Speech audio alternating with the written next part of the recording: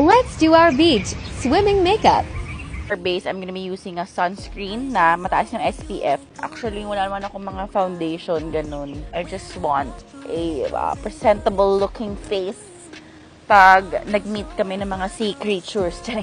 Alam nyo, gamit na gamit ko yung product kapag nabura ko na ang pangalan. Yes. Diba? Yan, ganun lang siya. Brush a little. My brow gel, Lucky Beauty. So whatever you're seeing on my face right now is my psoriasis. Kaya if kaya ng schedule ko, I go monthly sa beach para ma-heal ako ng very very light. Cheek tint, eto blush rush from EB. Actually, ito yung ginagamit ko on a daily, pero napasis ko tong Rare Beauty, ang mahal na. Hindi pa siya masyadong matagal. So, at least to, medyo confident ako na pag nabasa siya laban pa rin siya sa aking cheeks.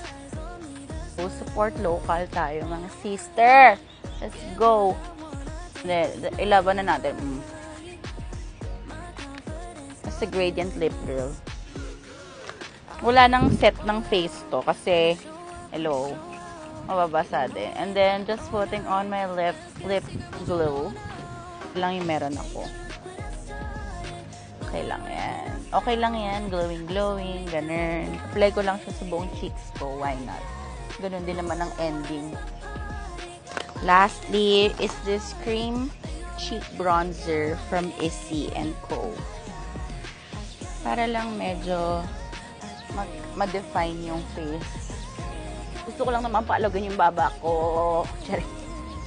Tapos, yun na. So, this is how my makeup looks like in the sun. Diba? Glowy, bronzy, ganun.